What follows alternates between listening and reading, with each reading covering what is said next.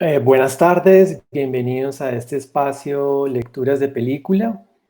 Hoy tenemos una actividad muy amena. Queremos compartir con ustedes una lectura de cuarentena, una lectura en voz alta del guión de la película Confesión a Laura. Para este propósito tenemos dos invitadas y un invitado. Eh, Quiero darle la bienvenida a Alexandra Cardona Restrepo, guionista de la película, además escritora, directora y productora; a Thalía Osorio, antropóloga, directora y productora, hija de Alexandra; y a Gerardo Calero, actor reconocido y caricaturista. Bienvenidos a los tres. La Cinemateca de Bogotá, su casa, los recibe en esta tarde. Entonces, para empezar, les doy la palabra a todos, pero inicialmente quisiera que comenzáramos con una presentación de la película. Quién fue su director, cuáles fueron los actores principales, su locación principal, sus productores de manera general, para que el público y las personas que nos están escuchando que no conocen la película conozcan un poquito más. A continuación sería que pues leyéramos la sinopsis y luego entremos, digámoslo así, en lo que sería esta lectura en voz alta de una de las escenas que hemos seleccionado para esta tarde. Bienvenida Alexandra, bienvenida Thalía, bienvenido Gerardo. Los dejo a ustedes con nuestros escuchas y asistentes a esta franja Lecturas de Película, hoy 9 de abril. Bueno, Henry, muchas gracias. buenas tardes. Habla Alexandra Cardona Restrepo para todos. Nos vamos presentando, cada uno, saludamos primero antes de tomar la palabra. Gerardo. Sí, buenas, muchas gracias Henry por la invitación y pues muy bonita la oportunidad y sobre todo en estos tiempos de cuarentena pues poder participar de las actividades de ustedes con lectura de guiones. Y bueno, muchas gracias. Pues aquí ustedes van a escuchar que me dicen también Carito, entonces de una vez les adelanto que en la familia me dicen Carito y que yo hacía parte prácticamente de la utilería de la película. Y la verdad es que nunca había leído el guión junto a mi mamá, entonces creo que es una oportunidad muy bonita y pues tampoco junto a Gerardo. Muchas gracias a la Cinemateca por invitarnos. Pues yo celebro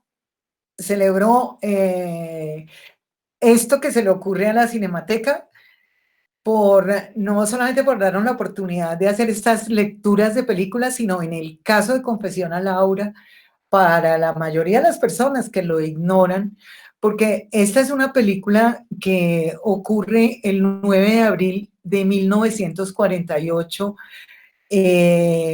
Ocurre entre el 9 y el 10 de abril de 1948, en 24 horas.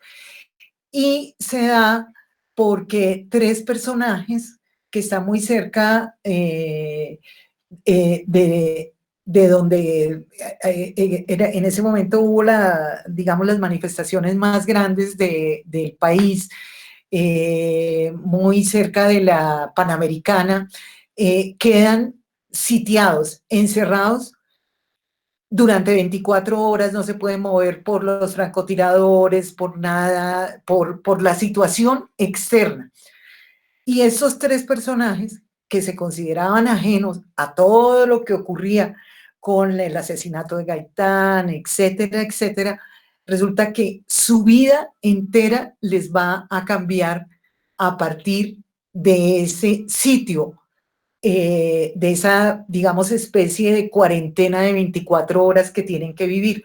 Entonces veo que, y le agradezco mucho a Henry la idea, porque Confesión a Laura en este momento con lo que estamos viviendo, de pronto tiene mucho que contarnos también de la oportunidad o de lo que puede significar que sin que nos demos cuenta la vida nos cambie para siempre.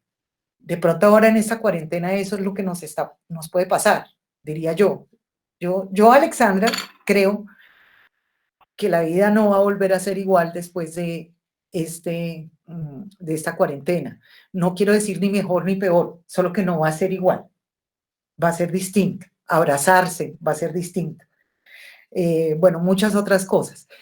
Pero, y Confesión a Laura, también en ese sitio, en ese cerco que viven estos personajes que tienen, mientras el país cambia como cambió a raíz del 9 de abril del 48, ellos tienen unos cambios definitivos en su vida, estos tres personajes, que son tres personajes adultos. Yo cuando escribí la película, a mí me parecía, yo no hubiera dicho adultos, sino viejos, muy viejos, porque ellos tienen cada uno alrededor de 50 años y a mí pues eso me parecía de absolutamente viejos. En este momento tendría que decir que realmente son adultos jóvenes, ¿sí?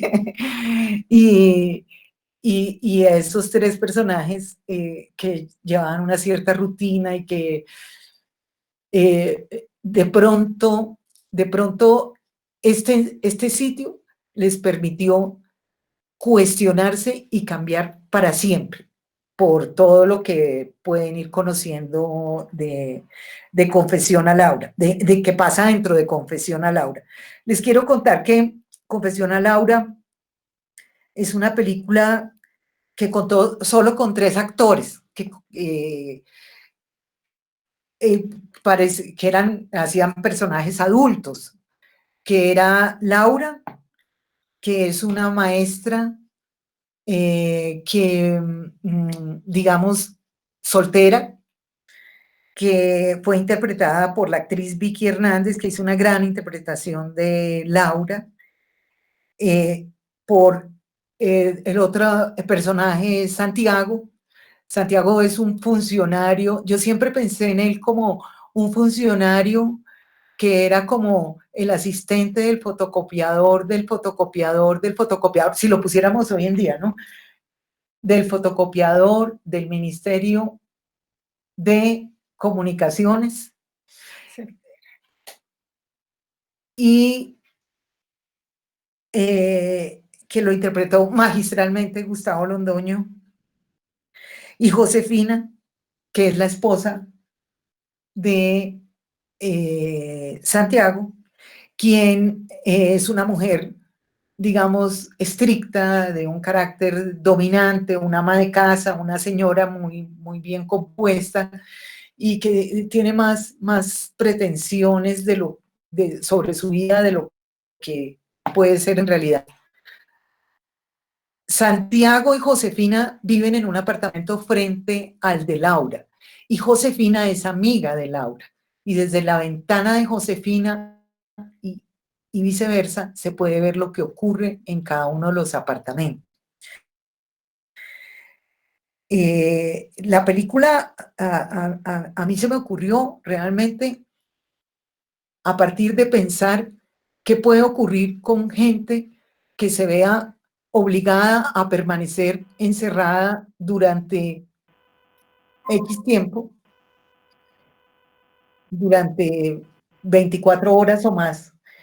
Y porque siempre me imaginaba mirando desde una ventana, desde afuera, lo que ocurría dentro de ese otro sitio. Y yo pensaba que qué tal que, por ejemplo, si yo lo veía mucho más contemporáneo, digamos, si por alguna extraña circunstancia hay un señor que vino a venderle una aspiradora a la casa y está haciéndole una demostración de cómo funciona la aspiradora, y por alguna extraña circunstancia se tienen que quedar encerrados con la señora, ¿cómo se transforma la relación de ellos dos a lo largo de esas 24 horas? Eso era lo que yo pensaba.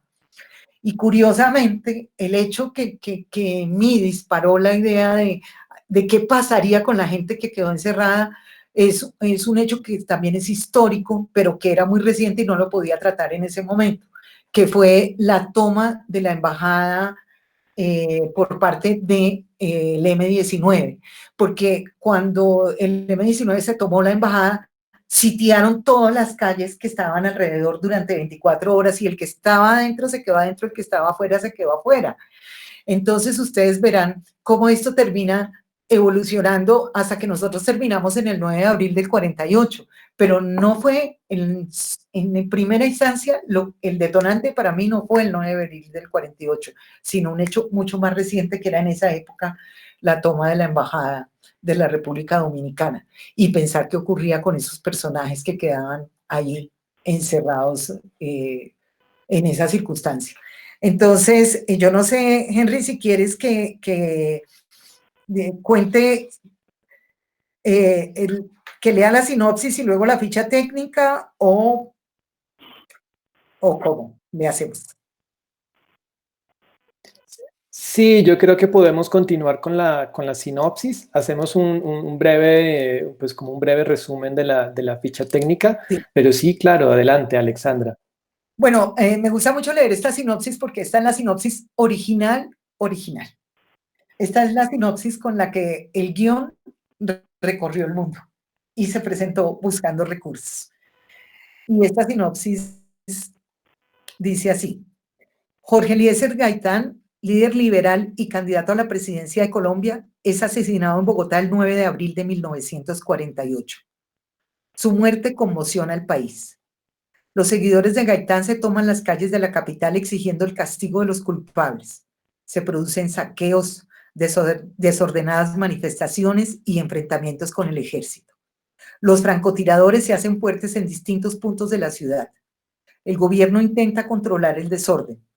Algunas emisoras radiales son tomadas por los seguidores de Gaitán, quienes transmiten información y órdenes destinadas a dirigir la toma del gobierno. Al amanecer del 10 de abril, el ejército comienza a controlar la situación. Una columna del ejército intenta recuperar un punto clave de la ciudad, la Biblioteca Nacional, situada en la calle 24 entre carreras quinta y séptima. Para hacerlo, deben enfrentarse con el pueblo y los improvisados francotiradores. Durante todo el día se lucha en el lugar. Santiago, Josefina y Laura viven a pocas cuadras de la biblioteca. Laura, profesora de colegio, y Josefina, 45 años y ama de casa, viven en 2 apartamentos situados frente a frente, separados por una estrecha y céntrica calle bogotana. Desde sus ventanas se puede ver con claridad el interior de cualquiera de ellos. Josefina está casada con Santiago, de 55 años, empleado público. Mientras el país vive esta conmoción, Josefina se ocupa de preparar una torta para su amiga Laura, quien cumple 45 años el 10 de abril. El absurdo cotidiano, el sutil humor y lo anónimo de estos personajes que se creen ajenos a los acontecimientos del país dan vida a una historia en la que su calidad de seres comunes y corrientes los convierte, sin que ellos lo pretendan, en protagonistas.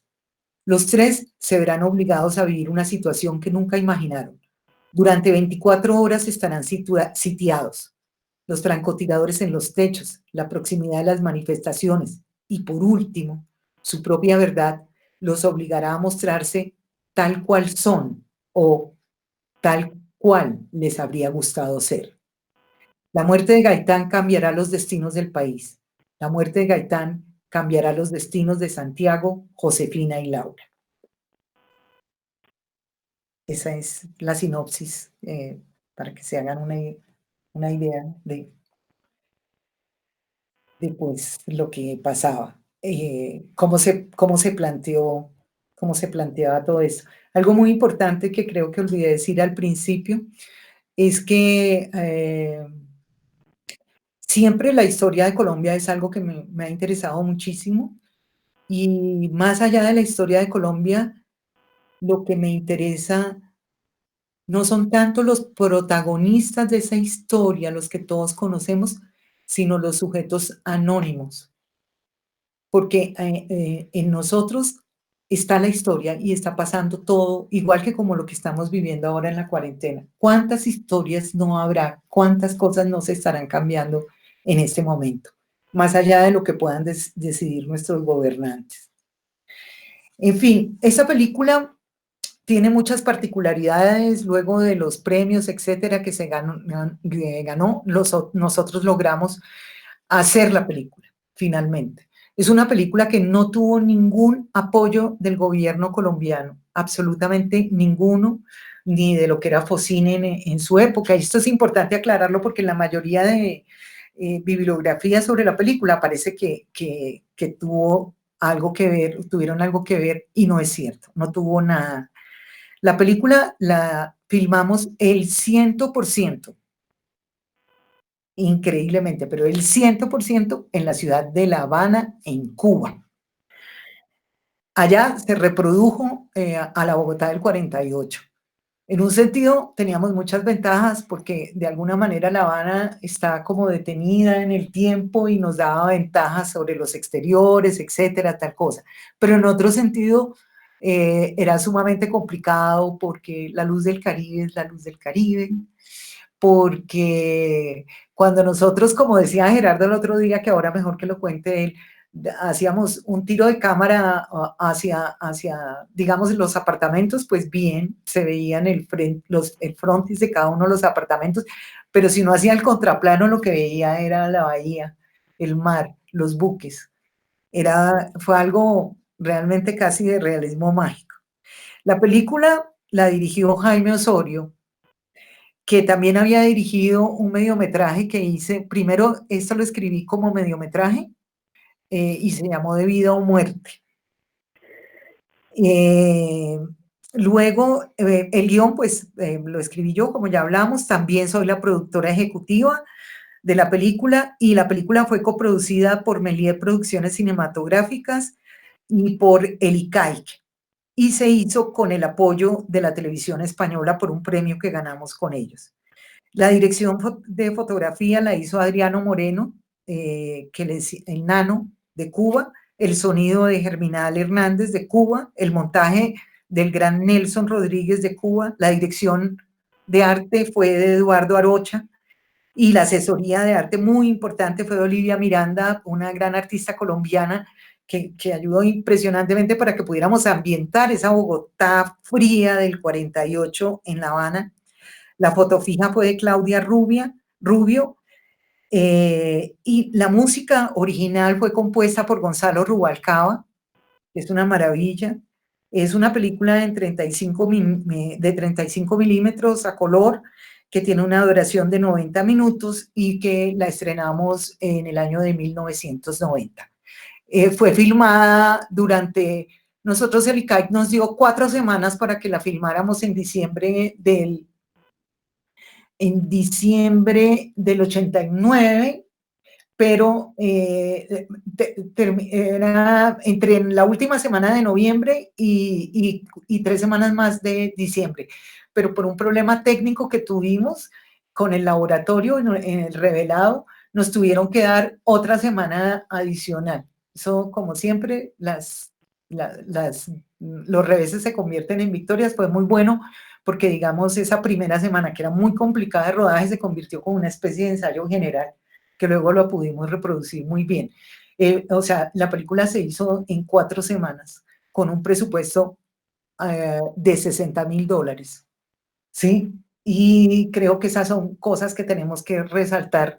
Y con la postproducción también se hizo toda en Cuba, y pues, como les estoy diciendo, 100% esta Bogotá en Cuba. Ya. No sé si tú quieras contar algo sobre la película, Henry, sobre las cosas posteriores o antes de que leamos o algo. Sí, yo quisiera resaltar, pues, sobre todo esto que nos comentas, de que la película tuvo una vida antes de filmarse y después de filmarse, y se ve muy bien en los premios que obtuvo la película, tanto en los festivales que concursó, y quisiera solamente hacer como un breve recuento de este historial de premios.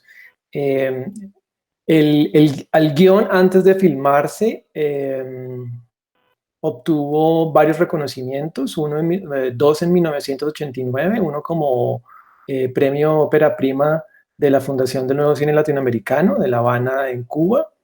Efectivamente, como tú dices, tuvo una mención de honor de Focine en un concurso de guiones de largometraje en 1989. Y el guión, que aquí me parece muy interesante, tú tuviste la oportunidad de desarrollar el guión en dos talleres, uno en el Sundance Institute en Estados Unidos en 1990 y otro en la Escuela Internacional de Cine y Televisión de San Antonio de los Baños en Cuba. Voy a hacerte una precisión ahí.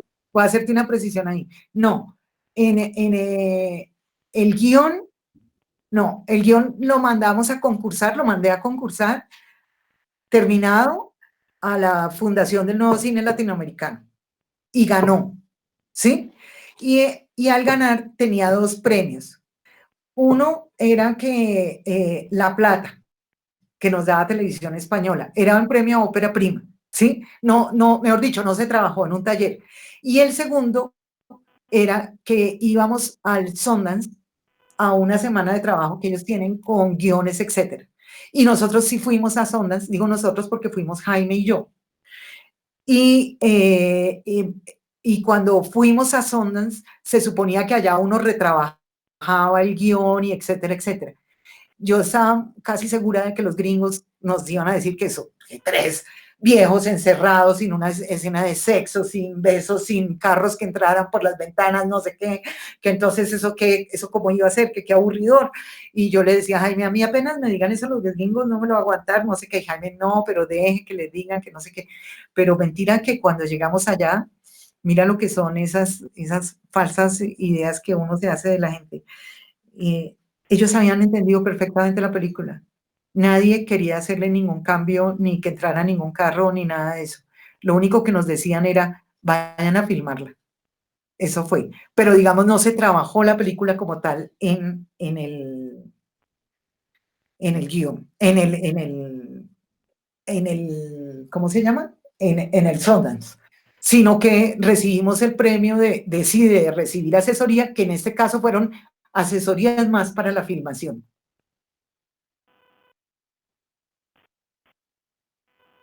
Y luego de la filmación, ya cuando la película es finalizada y comienza a hacer su recorrido por festivales, me parece muy importante destacar de que representó a Colombia como mejor película extranjera frente a la Academia de las Ciencias y Artes Cinematográficas en Estados Unidos en el 91.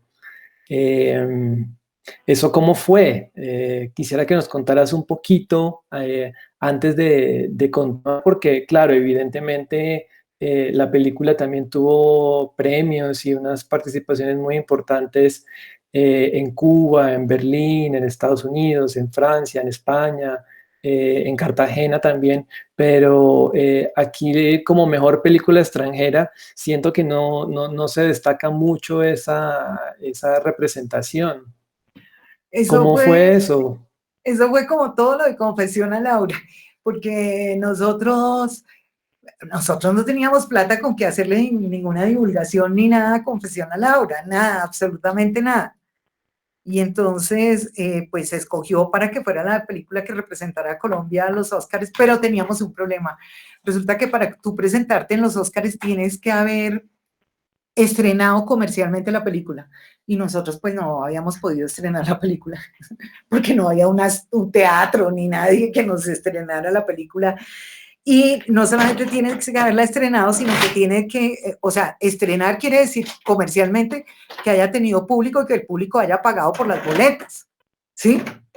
Entonces, nosotros sí conseguimos ya una empresa distribuidora que se interesara por pasar la película. Era muy difícil en esa época que la gente quisiera pasar películas colombianas, pero sí lo conseguimos, pero lo que hicimos para poder cumplir ese requisito y presentarnos ante la academia fue que nosotros en el Teatro Radio City, que existía, hicimos el estreno de la película, pero invitamos a la gente a que fuera al estreno a nuestros amigos, a la gente con la que queríamos compartir la película, pero con una condición: tenían que pagar la boleta, porque tenía que quedar en la taquilla. Entonces, porque tenía que quedar el registro de venta de boletas para poder participar luego, y fui en el Oscar, y efectivamente eso fue lo que hicimos. Nuestros amigos en el gran estreno, todos pagaron la boleta. Es más, yo tengo las invitaciones por ahí de Confesión a Laura. Así fue. Y fuimos al Oscar. Allá hacen una preselección de películas, o sea, los países mandan las películas que quieran y luego ellos escogen y hacen una preselección. Y yo no me acuerdo muy bien cómo es eso. El caso es que quedamos nosotros, digamos así como en el Miss Universo, como en las primeras 15 finalistas, eso que ya después entonces son las 6 y son las no sé qué, nosotros quedamos en esa preselección de las películas. Entonces, moverse en ese mundo del Oscar, en Los Ángeles, también, mira, ahí hay que moverse con plata para la película, para que la gente lo conozca, para que los cientos de personas que pertenecen a la academia, que votan qué películas son las que escogen, vean las películas y sepan y conozcan de eso. Nosotros lo único que pudimos reunir, tengo que reconocerlo, fue tener un aviso en Variety, que es una de las revistas más importantes de cine, un aviso de una página. Eso fue lo único que pudimos conseguir, pero ahí descubrí en ese mundo de los Oscar que pues eso hacen unos lobbies que son, que tú no te imaginas, ¿sí? Entonces, nosotros, pues, hicimos, representamos a Colombia, tuvimos una muy buena crítica, excelente reconocimiento. Y luego la academia pidió el guión de Confesión a Laura para guardarlo en la biblioteca de la academia, y allá está. Digamos que es como el gran premio, y también que nos dio la oportunidad de entrar en contacto con mucha gente que le interesó lo que significaba esa película. Pero fue muy modesto, digamos, a nivel económico, no teníamos cómo hacer nada. Pues no te cuento cómo fue el estreno aquí, pero así fue. Nosotros íbamos con Jaime a Estados Unidos para